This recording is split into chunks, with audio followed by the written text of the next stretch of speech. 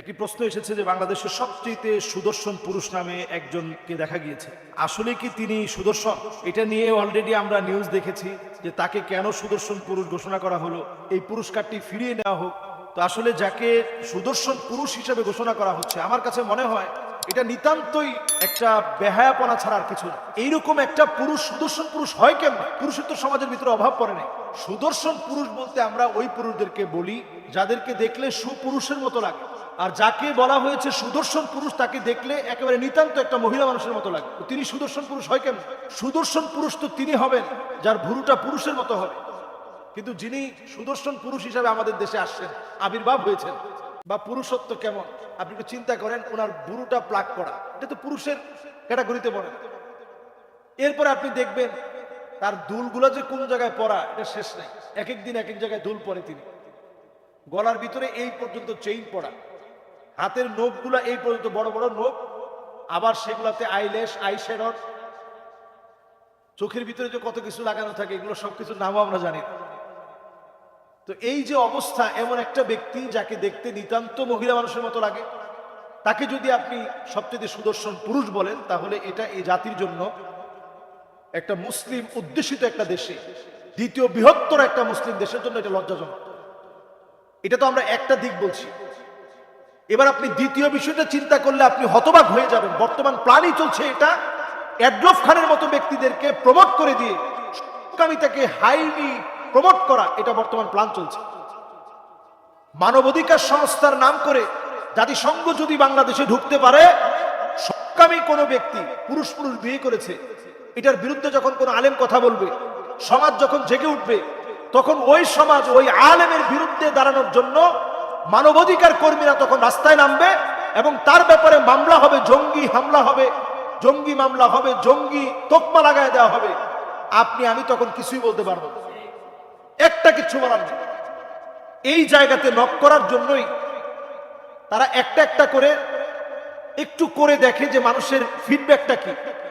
Adolf খানের মতো এরকম একটা নেহায়েত মেয়ে মানুষের মতো লোক কোন রকম পুরুষ হয়ে সে বেঁচে আছে, তাকে যখন আপনি সেরা সুন্দর বলে যখন আপনি পুরস্কার দিবেন, সুদর্শন পুরুষ বলে যখন আপনি পুরস্কার দিবেন, এটার পরে আলেম ওলামাদের ফিডব্যাক কি, সাধারণ মানুষের ফিডব্যাক কি, তাওহীদি জনতার ফিডব্যাক কি, এটা তারা দেখতেছে। যদি দেখে যে না এটা আমরা খুব সহজে মেনে নিছি, তাহলে পরের ধাপ আসবে যে এরকম ছেলে ছেলে যদি মনে চায় তার মতো এরকম সুদর্শন পুরুষ, যেহেতু তাদেরকে বলা হচ্ছে সুদর্শন পুরুষ, এরকম সুদর্শনের আকর্ষণে যদি কেউ আকর্ষিত হয়, এটাকেই পরিভাষায় সমকামিতা বলে। এটা আল্লাহর গজব আসার অন্যতম একটি কাজ হচ্ছে সমকামিতাকে প্রমোট করা। এলজিবিটি কিউ, হোমোসেক্সুয়ালিটি, এগুলোকে প্রমোট করার মধ্য দিয়ে আল্লাহর গজব এই জমিনের জন্য একেবারে নিকটবর্তী হয়ে যায়। আমি স্বচক্ষে দেখতেছি ঢাকার মধ্যে ভূমিকম্প আসতেছে। যদি বাংলাদেশে জাতিসংঘের মানবাধিকার সংস্থা যদি বাংলাদেশে যদি প্রতিষ্ঠিত হয়, আল্লাহর কসম এদেশে অনতি বিলম্বে ভূমিকম্প আসবে। দুনিয়ার কোন শক্তি ওই ভূমিকম্পকে আটকাতে পারবে না। ওই ভূমিকম্প আসতেছে।